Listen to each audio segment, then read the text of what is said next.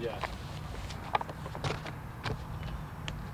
How nice was that block punt? And can you tell us a little bit about it? Zack yesterday said it wasn't really a block on that play. Yeah, well, first of all, it's always nice to get a big play like that in a game. No question. Those are typically block kicks are real game changers. You look through statistically throughout time, and when you can get your hands on a field goal or a punt, it can really swing the game.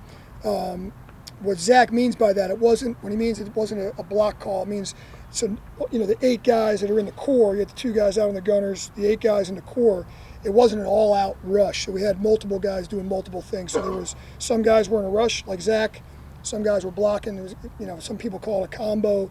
So it was a little bit of both. Great execution by Zack, something he's been really doing a nice job of in camp the last couple of years, and I'm glad to see him get one. He's had a lot of close calls. Him and I were laughing about it in the locker room after the game.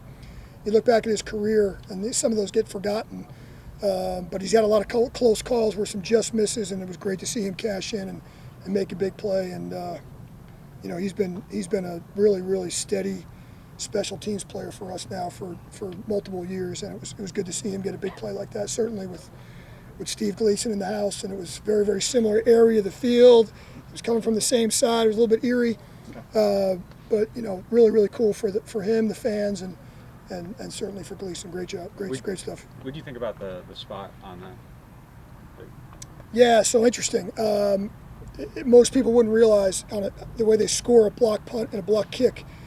A block punt, if it trickles over the line of scrimmage, you actually technically, statistically, don't get a block. Whereas a field goal, no matter what, if you get a hand on the ball, you actually get a block. So what happened on that play is I think the ball was on the 27-yard line. The ball rolled out, and they ended up marking on the 28. The official on the near sideline, the official got caught up a little bit. There was some stuff over there, came up and marked on the 28. Looks like the ball went out the 27. It's really just unfortunate for Zack, because statistically in his career he doesn't get credit for a block punt. It goes down as a 1-yard punt, but if you go back and watch the video, the ball actually trickles out at the 27, and if they had marked it at the 27, then 1 yard short, then he gets a block punt statistically. So it's a little bit, hairy there, but so it's just unfortunate for him in his stat column. But I know in this building we're giving him a block punt for sure. How do you feel like your gunners held up, without JT? Listen, I talked to you guys about this before. That one of the best things we got going right now, roster-wise, is there are a number of guys that can do those jobs. I thought Lonnie and Ike, they were both productive. They both had tackles. They were both down there by the returner. We had some good locations on the punts, and so that helped them out a little bit as well. But Ike makes a really nice play coming across from the other side of the field. Lonnie made a nice tackle on the punt his way, and so again, if there's a the more guys we can have to do those jobs, the better. And so I thought for game one, I thought Lonnie and Ike did a really nice job with JT not in. Way to get Grupe's effort. Listen, it's a good start. Here's what I think. I think you saw, or I saw, or we saw, or we all saw, the fans saw the same guy that we saw since he's gotten here. Just a kind of a consistent, level-headed guy that went out there and listen, for a rookie to go out there in his first ever game and make a 52-yarder at that point in the game where those were huge points. And then you look across the league, and even the extra points become big play. Those are big points, and we end up winning the game by a point. And he goes out there on the last PAT and knocks it through, and so it was good to see. I thought his kickoffs, he was really, he was kind of locked in and booming the ball. So, good start. It's a long season, but it was nice to see him get started on that note for sure. Darren, I think the Titans declined a holding penalty for that kick. That kind of feel like a challenge to the rookie, first career 50-yarder, because it seems like a situation where it would have made sense for them to accept that penalty. Yeah, listen, my gut tells me, DA and I were talking about that on the sideline. I walked up to DA during that, and I said, I think they may decline this and make us kick a 50-some-yarder with a rookie kicker in his first game.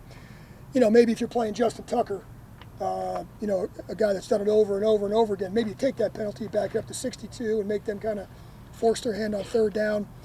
There's a couple different ways to play that. From a game management perspective, the thing you worry about is if you decline that penalty is all the plays on defense that can give you an automatic first down, hands to the face, an illegal contact, a defensive holding. And so a lot of times those decisions are made with that in mind. We would rather make them have to convert a 50-yard field goal rather than give them an extra down and all of a sudden something happens, a PI, a DPI, or somewhere giving them an automatic first down. So there's a lot that goes into it. I'm going to tell you that I think Coach Vrabel probably in that situation made the decision to, hey, let's see if this rookie can go make a 52-yarder in his first game. So it was definitely an interesting game management decision, though, for sure, and something we talked about before they decided. What do you know about, or what challenges does Raheem Blackshear present? I mean, I think he scored like 3 touchdowns as a running back last season. Also had a bunch of big returns, back-to-back games. Like, what problems can he create? Yeah, I think he really does a nice job. I think they do a nice job in their return game overall. I think they're coached well. It's something that Chris Tabor, their coordinator, has always had. Wherever he's been in multiple places. They've always had a good return game. The thing about Blackshear that sticks out to me when I watch the film is he's kind of a no-nonsense returner. What I mean by that is he hits it hard, hits the crease, he's bouncing off people, can break tackles. He had a number of bigger returns last year. That he had 166-yarder that comes to mind, was a big play for them. So, and that's going to be critical, as we know that field position in our coverage is going to be critical. And so, he's been impressive both as a back, but more so as a kick returner. Is there you talked about your young specialist. I think they put turf down at this field, but it's still outside road environment. I think the weather could be dicey. Do you do anything differently? Talk to them or prepare in any way that may be different? Yeah, the nice thing about our facility here is we have the ability to kick on the grass outside, the turf inside, and now the ability on the backfield to kick on the turf as well. We installed a new goalpost back there.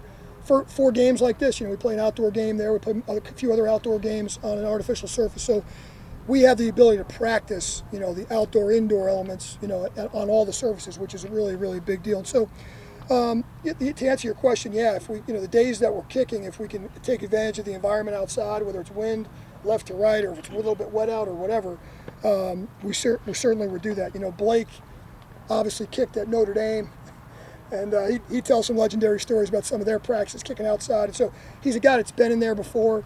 Same thing at Arkansas State when he was there. They played a lot of outdoor games. So to answer your question specifically in that week, no question. We try to take advantage of the elements as much as we can. And then, at the same time, it really just depends on, a lot of times we're going to make decisions based on how the pregame goes as well. Which way the wind is going, right or left, north or south, and kind of what the elements are doing that particular day. But we have the ability to practice on all of them, so we take advantage of that. Is Bowden somebody who can give you some help in the return game if you need it? Yeah, listen, he's one of those guys in that stable that we talked about. There's multiple guys. Lynn is a guy going back to his college days. He's always been a productive guy with the ball in his hands. He's got the ability to be a dual returner. He can do both kick and punt, and he actually did a nice job for us also in coverage in the preseason. So he brings a different element to the game as a receiver. So no doubt he's another guy that's got multiple jobs he can do. Seemed like you had a pretty good number of punts to evaluate. Fortunately, on the winning side, but what did you make? That's his first time kicking them. Yeah, listen, I've mentioned this before with Lou. I think I mentioned the locations. There was really only one punt that I wasn't crazy about the location. I know Lou, I thought I put him in a bad call one time. And so then the other times, I thought there was 2 punts in a row that he kind of painted the sideline. That's kind of what we've been talking about. And he kind of helps our coverage out there. And so, I'm sure he's going to tell you he'd like to do a little bit better, a little bit here, a little bit there. But again, for 2 rookie guys in their first game, I would say that's a pretty good start for both guys. That's kind of the bar, and we'll kind of go from there. And Dennis was saying, you mentioned, I wonder if you could add or expand on it. He said it's not always going to look with Lou like you're used to it looking. Yeah. Because of the way he kicks. It's a non-conventional approach for sure. We're used to you guys have been used to the Thomas Morstead days here for a long, long time, and that's one way to do it. Where you're the traditional punter, where you're punting balls that turn over, and this, an Australian or an Aussie or a rugby style punter just adds another dimension where they can actually spread the field a little bit more and just hit different style punts. One thing that might have got unnoticed in that game is on the very last punt, their punt returner almost lost the ball when he was catching it. We've had a few of those so far here in between the preseason and regular season. So just it's a different angle. The ball comes out a different way. And he gives us more options. And some of them look like they were almost. We have an interesting view because we're looking down on it. But some of them almost look like kind of like a knuckleball or something. And even though they weren't as high as we're used to seeing them go, they seem to hang up there anyway. Is that true, that's a good observation. So again, when he does kick that one ball, it comes out more like a kickoff, if you will, more of an end over end rather than a spiral. It's the best way for me to say it. And so he has the ability to do both. But sometimes, when the ball comes out, you will get a little bit of that knuckle curve to it, if you will, and that's what makes it challenging for the returners at times. So that's the unconventional the DA is talking about. It's not used to what you kind of grew up watching. But as these Australian punters have come to the States, and some of these rugby players, you know, the Giants have a Scottish punter, you know, who is a lefty, but the same type of thing. As you've seen these guys kind of start to integrate into the NFL, the conventional style has kind of gone away a little bit. So there's another way to do it. Like Sean used to say, like this. I think all sports are like size speed sports, so to say. In getting a Grupe, he is noticeably much smaller. Sure. I think like baseball, like Tim Lincecum was like 5'9" and he threw 98 miles an hour. Like Spud Webb was like a little guy who could dunk. Is he kind of an anomaly to be that small with that kind of leg talent? Not just a good kicker, but to have that kind of leg talent for that kind of stature. Yeah, I've said this before. It's kind of funny. I think every time someone sees him kick for the first time, they're extremely surprised because of his stature, and so the ball just jumps off his foot for a guy his size. It's a little bit of a wow, no different than when I saw him kick for the first time an NFL ball. That was the first thing that jumped out to me was his leg talent. You know, true story.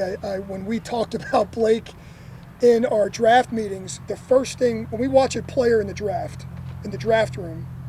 Usually the first thing we do is pull up the person either at the combine or pro day, and they're just kind of standing against the wall, kind of like this. And it was time for us to talk about Blake, and here comes a shot, which I have seen, but the rest of the room has not. And I said to the room, before this picture goes up, the first thing we're all going to have to do is get over the fact of the way this guy looks. And as soon as we can get past that, we can move forward, because you know he really has, obviously, you guys have already seen it. But instantly, we all kind of, you know, we all have heard all the stories about, you know, about his size and all that kind of stuff. And but he really does have tremendous leg strength. He elevates the ball. He's got great backswing on his leg, and he really does a really good job. And you know, Sean, you know, I worked for Bill Parcells. Sean did as well. You know, we talk about prototypes, and everybody's always scared to kind of take the first guy that doesn't fit a prototype. In my opinion, the two positions in the NFL where prototype, you can kind of throw it out, are kicker and kick returner. So you use a guy like Deontay, for example, who was here, and a little guy, and same thing with kicker. Size is really, and for those two positions, is irrelevant. Every other position, there's some definitely, you know, some pros and cons to it. And so, listen, kudos to him. Hopefully we keep rolling. Like I said, he had a great start, but I'm with you. It's a little bit when you see him, it is an anomaly, because there hasn't been that many guys to do it at his size, and so you know, that's the thing that's impressive.